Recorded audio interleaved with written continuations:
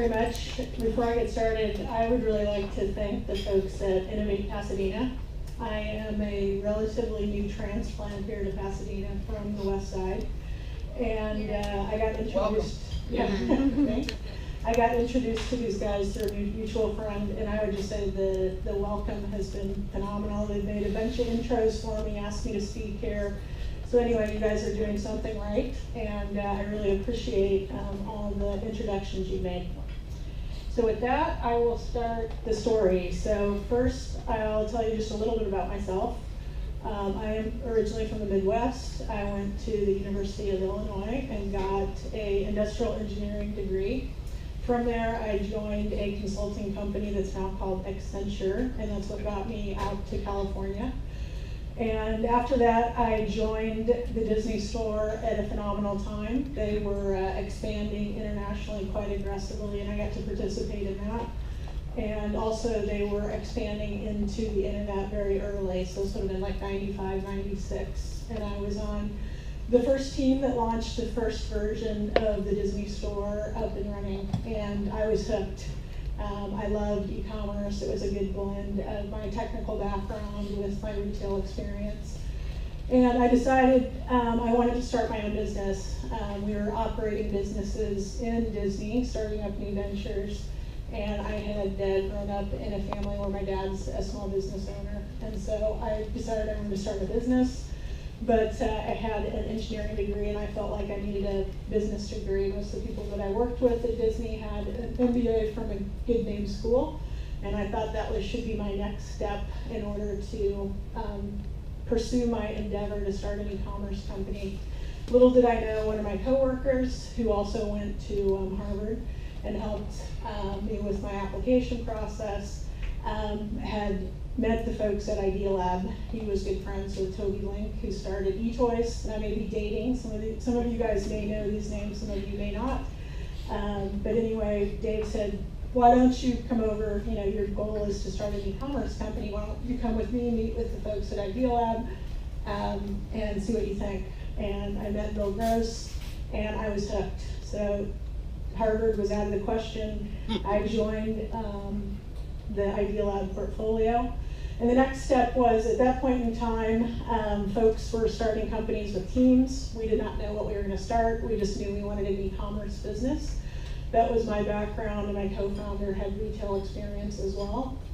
Idealab had a relationship with a startup here, and I think they're still in operation, that had secured a bunch of domain names. And so we looked at probably 20 domain names and narrowed it down to cooking, largely for business reasons, good margins, little competition. And Idealab had secured a relationship with a content provider, which we thought would give us the ability to start off of the gates. So that's the origin story of how we got started. I thought it would be good to have kind of an overarching theme. I'm going to walk you through the full history of cooking. I started in '98, we sold the company in '13, and so it definitely was a marathon. I was there quite a time. However, I have over here a slide to kind of demonstrate the marathon we went through. I would say at cooking, we often treated the long marathon as mini sprints. And so in order to move the company forward, often chased after some results to get something done. And my advice will be throughout the presentation of, build your core skill. It's going to be a marathon. It's a better marathon if you really developed core skills right out of the gate. So I'm going to walk you through a series of sequences at the company, and you'll see that marathon. And when I showed this kind of up and down, I think they always talk about startups as a roller coaster. So I thought that would be a good theme to have throughout here. So 98 through 2000 is when the company got started, and you can see the roller coaster is going straight up. This would have been very crazy times for us, as well as those people who got started during this period of time. I pulled up an old picture, so that's me working at Idealab in '98. There's no one there, so I'm going to assume this is very late at night. At this point in time, this will not be popular, but we were one of the first people who moved from Pasadena. So we set up office in Santa Monica. Both my co-founder and I were living in Santa Monica, so We did not like the commute over here to Pasadena and opened up an office there. And then we opened up a warehouse in Ontario, just east of here. Also during this period of time, us, like many companies, raised a tremendous amount of money. We raised $90 million over 4 rounds, and you can see the folks we raised money from. Idealab. You're going to see a lot of logos you recognize, many logos you do not. The company actually outlasted many of the funds that invested in the business, which created a lot of complexity, which if anyone's interested in learning about, I'm happy to walk you through the complexity with that. And then you'll see one strategic investor, Starbucks, invested in the business, and you're going to see them play a role in the company throughout our history. So what did we do with that money? This was before AWS, and so we had to spend a tremendous amount of money on technology. This was also before there was a lot of drop shipping, and so a lot of money on inventory and space. And we built a sizable team. And I would say the biggest amount of money went to marketing. While Overture was getting started, at the same time we were at Idealab, there was really not a lot of efficient places to buy online. So we had signed a lot of portal deals, spent a lot of money on marketing. I would say that was the vast amount of money went out the door for marketing. So what is you're gonna see each of these sequences of the roller coaster up and down. I have a learning. Be mindful of how fast you scale and how much venture capital you raise. I think this is kind of timely at this point in time because we're in another period where venture capital money was freely available. But I would say for all you guys who are thinking about raising money, think about, can you survive without the venture capital money? If it dries up on you, can you operate your business? And then the second thing I'd ask is how much are you raising? What valuation are you raising at? Can you deliver a good return at what you're raising at? While it's exciting to get a good valuation, if you can't return, don't do it. So anyway, the next section I would characterize, and you're going to see this go straight down. This would be characterized as the depressing time during the company. And it was, a bad time for many folks during this period of time. The bubble burst on us. We had to let go and say goodbye to 100 folks we had brought on board. Many of these folks I worked with at Disney, so this was a very tough time for the company. We reduced space, we reduced headcount, every cost we could pull out of the system. We also explored a sale of the business at this point in time that we did not pursue. And I would characterize this as depressed. The company was depressed, I was depressed. I had gone from a point of complete excitement to complete just running into a brick wall. So what would be my advice for folks having gone through this? There's going to be ups and downs with your startups. I would advise you to find a hobby, exercise, have a life outside of your startup. Before this, I did not. At this point in time, I took up mountain biking, which I still do today. And I met my husband mountain biking, have been mountain biking with Mike already. But that's my piece of advice. Exercise, have a life outside of your startup. It will make you a better founder, CEO. So the next period of time I would call is our rebuilding time. We had a small group of people now, down to 37 folks. We really had to keep folks focused, on the business, etc. So what happened during this period of time? I'd say a lot happened, but I kind of pulled the 3 biggest things that we did. We focused on how do we get customers to our website, how do we get people to buy. We were kind of early in having a newsletter program with the content. We had the ability to pull people in. We also put advertising on the site, probably early for an e-commerce company to do that. And then we just spent a lot of time cost cutting. How do we continue to get every dollar out of each order that goes out? So you're going to see this quote come up a few times. So what did I learn during this period of time? While this was an up period for the company, in retrospect, looking back, I would say the biggest thing I learned was focus. While we were able to deliver some short-term results and pull the company up, we were doing things that were not in the best interest of the long-term growth of the company. And so I definitely would not have done advertising. It was some nice win of dollars for us, but we were an e-commerce company. We were not going to have the page views and scales for this to be a strategic part of the business. Focus your business. Don't go after those short wins.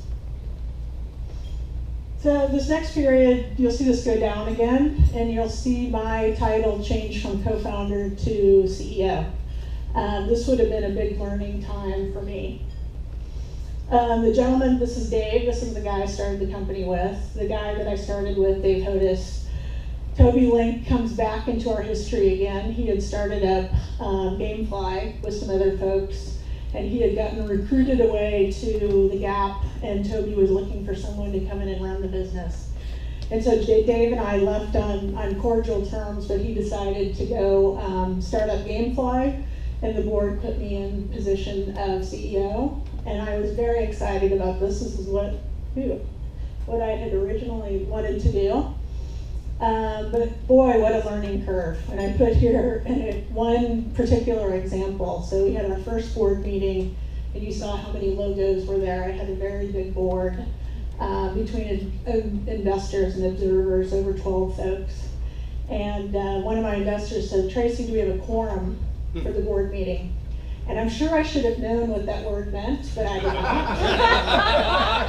And he said, we did not have a quorum, so it was a very short first board meeting. So there was a huge learning curve. Even though I had started the business with Dave and been there every step of the way, big difference moving from co-founder to CEO. And so I knew I had a lot to learn. I joined a group called Vistage, which is a CEO group. And there were about 4 or 5 other people that had venture-backed companies, and I found it incredibly helpful for me to move into this role.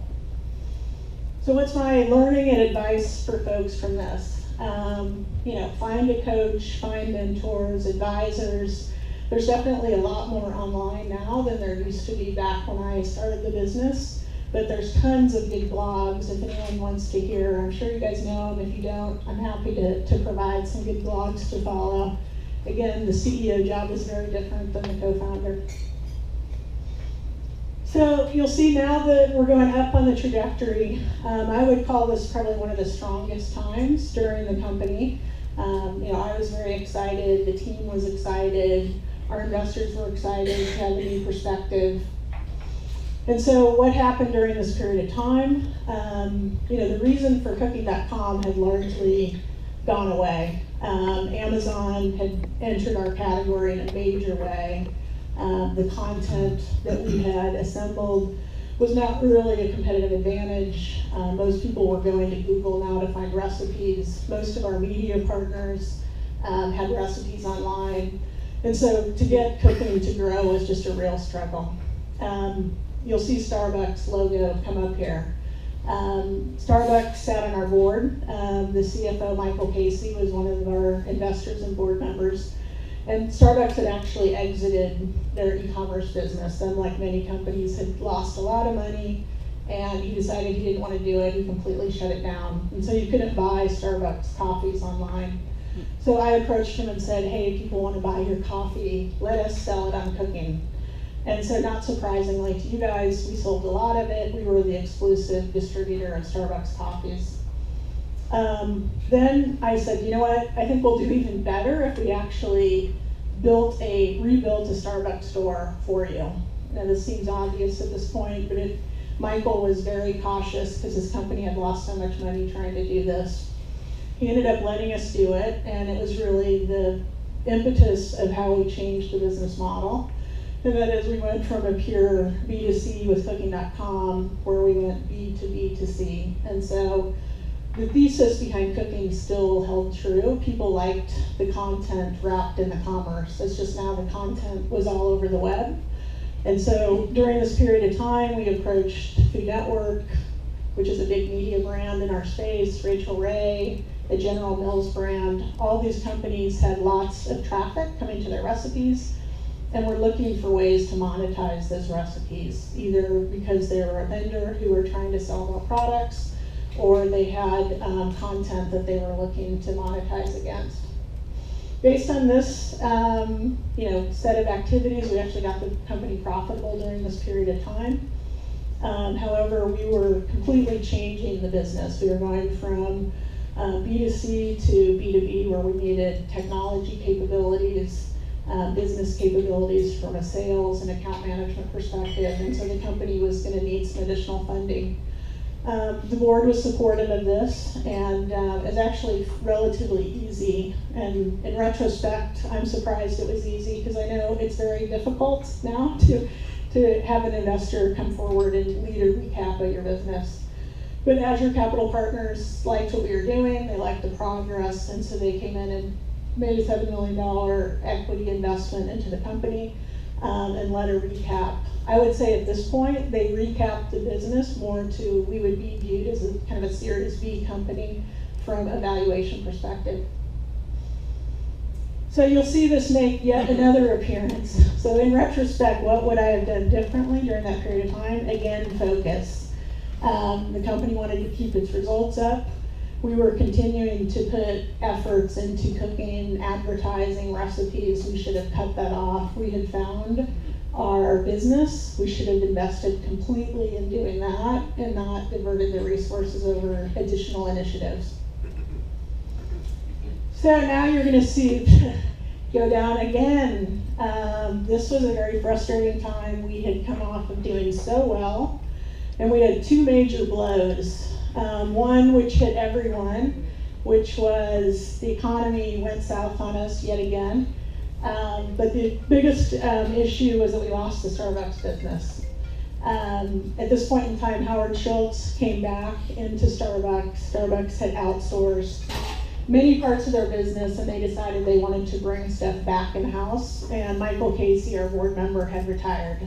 So a couple of hits, so our internal folks left. Big hit for the business. But ironically, what would I have done differently? We put a ton of time and resources into trying to keep that account. In retrospect, I would have let it go. Starbucks had changed what they wanted out of a partner.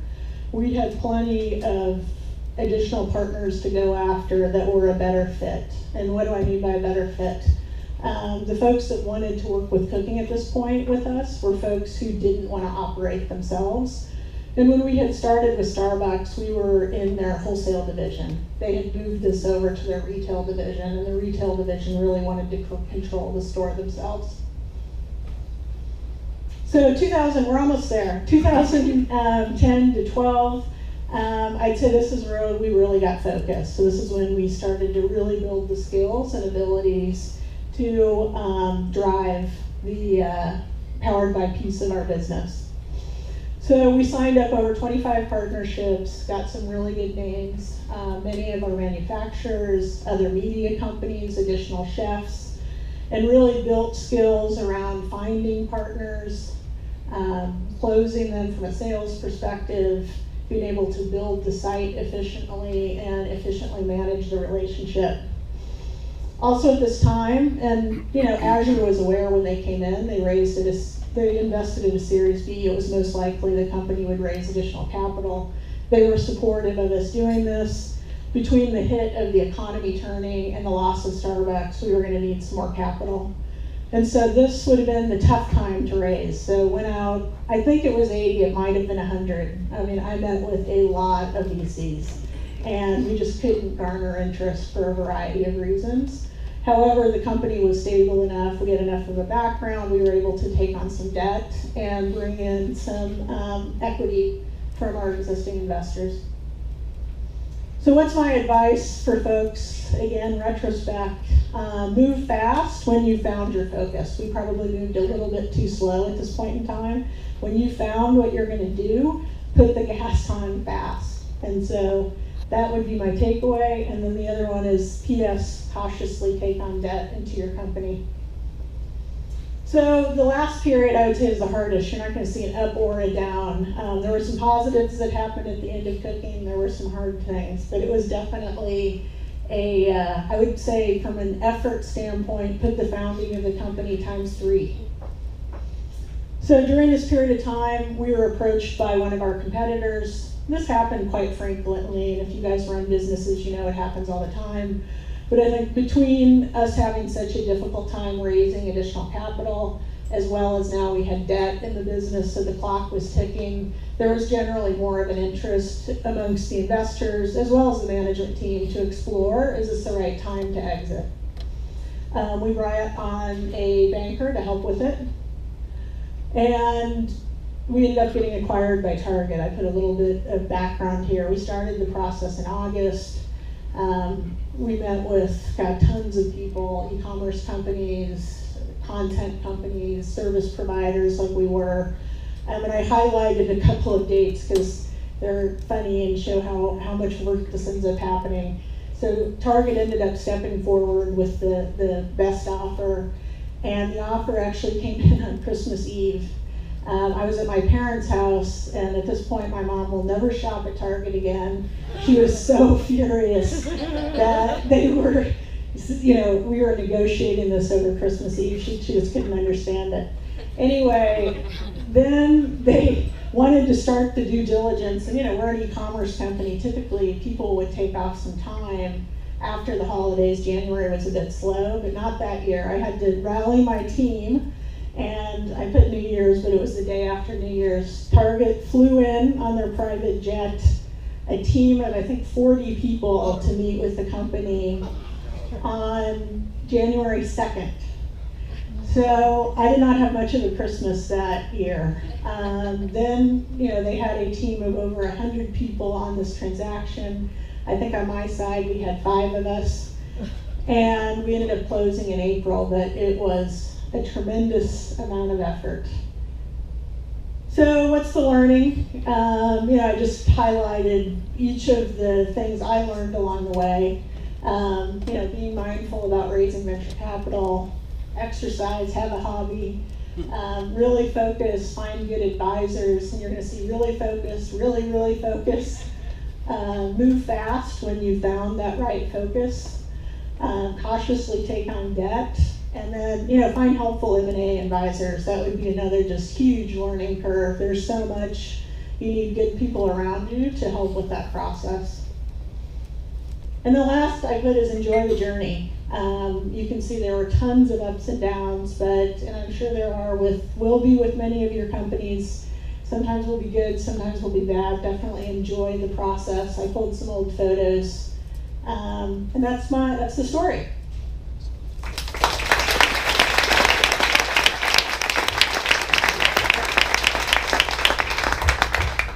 Thank you so much for sharing that story. Really interesting to see how many different rounds of venture capital you went through. By the way, with that photo, was that the Christmas turkey that was ruined by Target? Can I talk out? I have a loud voice. I think it's on. Is it on? Is this on? Yes. Yeah. Okay. You can imagine cooking. I mean, most of the people in the company were incredible chefs, cooks. So there was always food everywhere. So it's just, I grabbed a picture from one of the many potlucks that happened over the years. Gotcha. Well, that's a bittersweet interruption, though. Target offering of all possible times, Christmas Eve is really interesting strategy.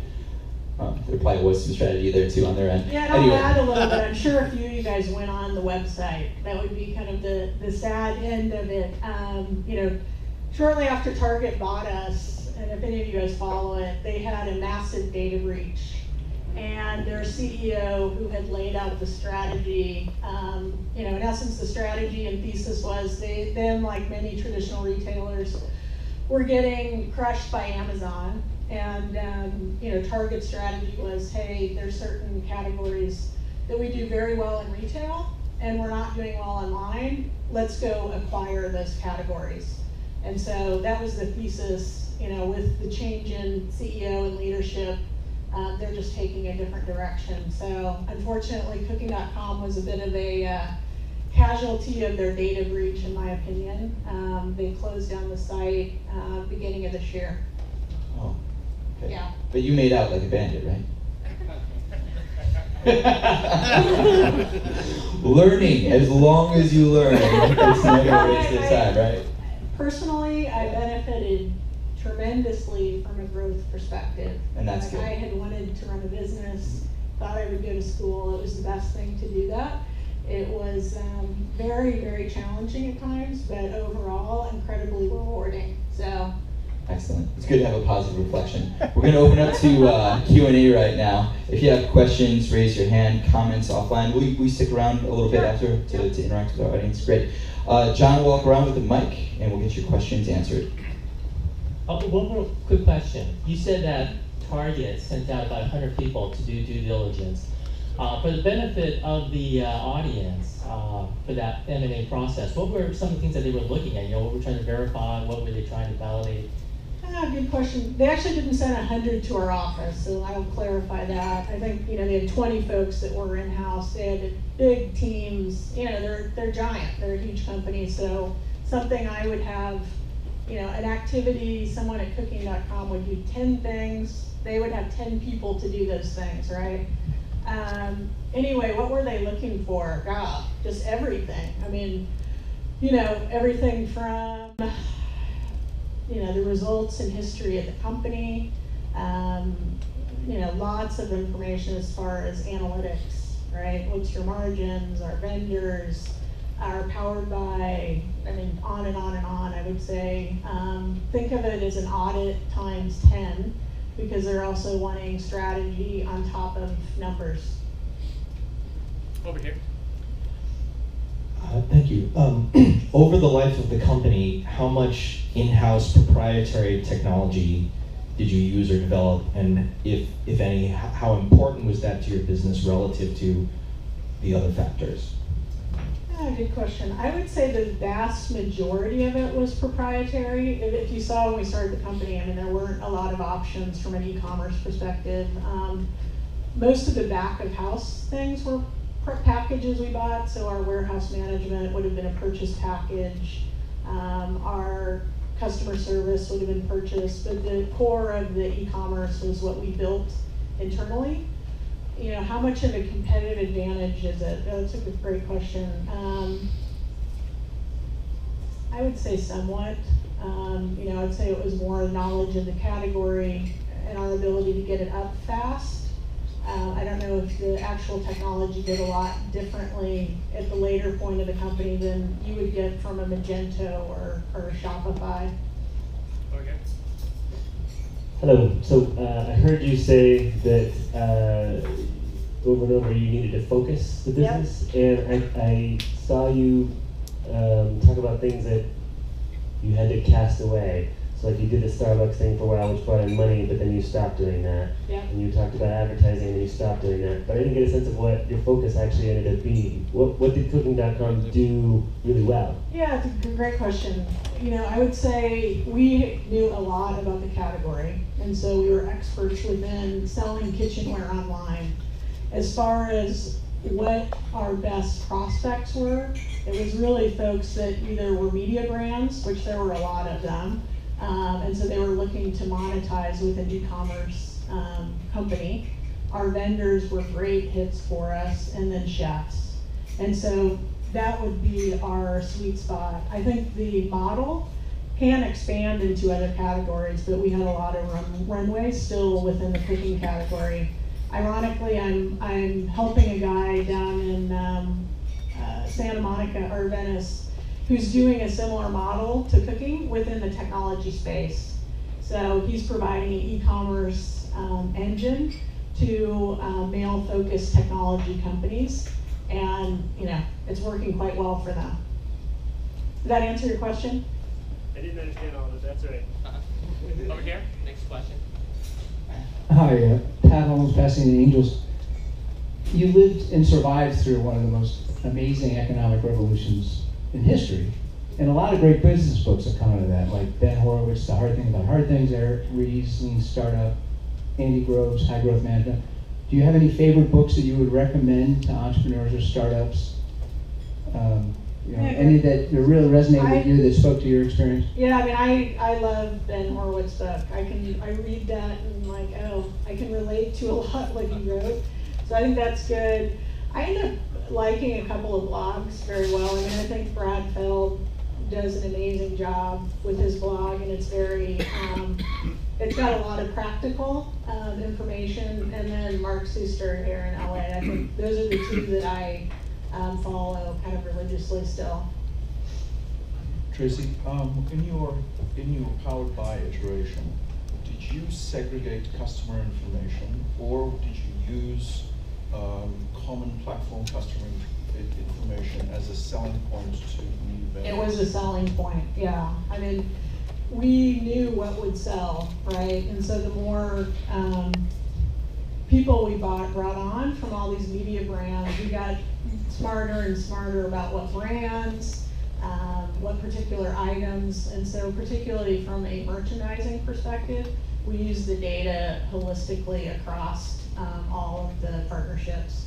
There were differences between them. I mean, a site like General Mills tended to attract a more price-sensitive, kind of everyday cook, versus obviously the Food Network. Those folks were very interested in the chef-branded items.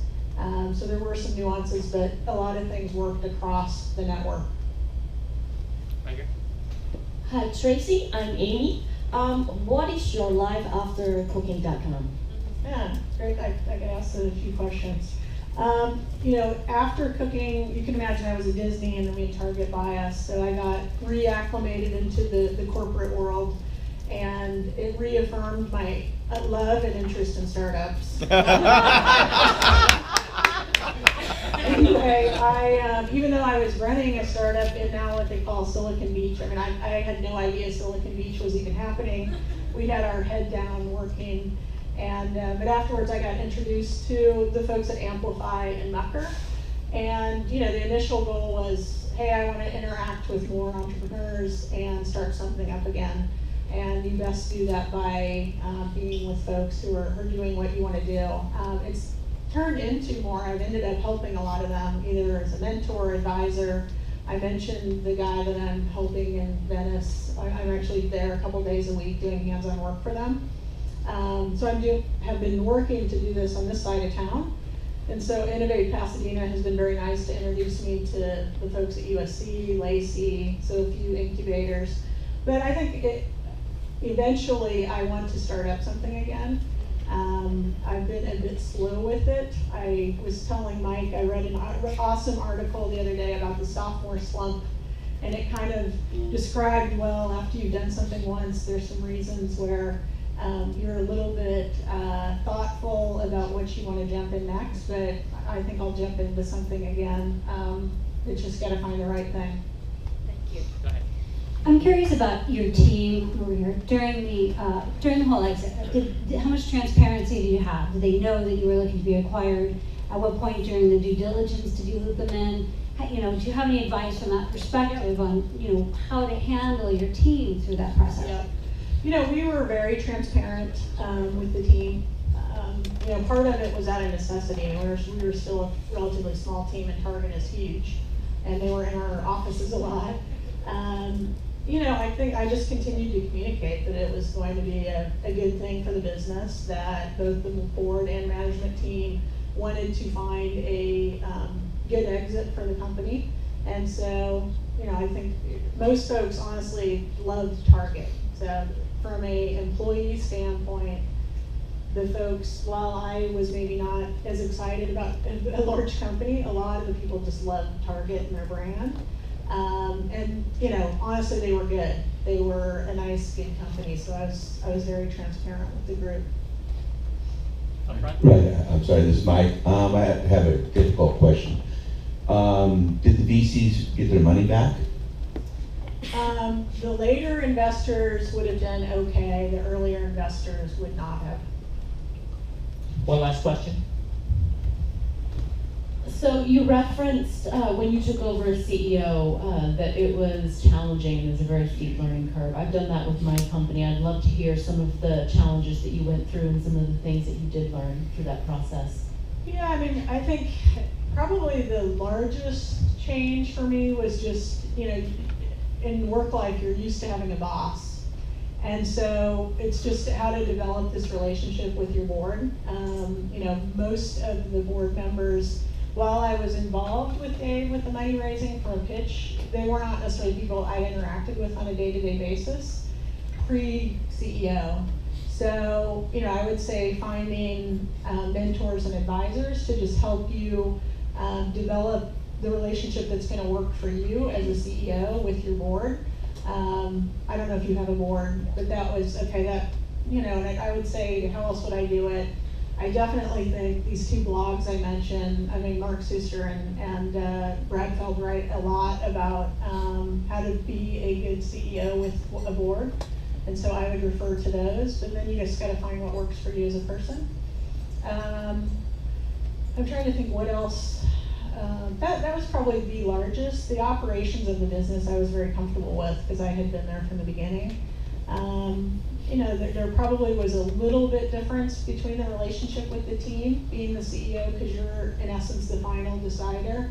So it's finding the right balance with your team that you can still be human, but yet have enough distance for yourself to make difficult calls at times.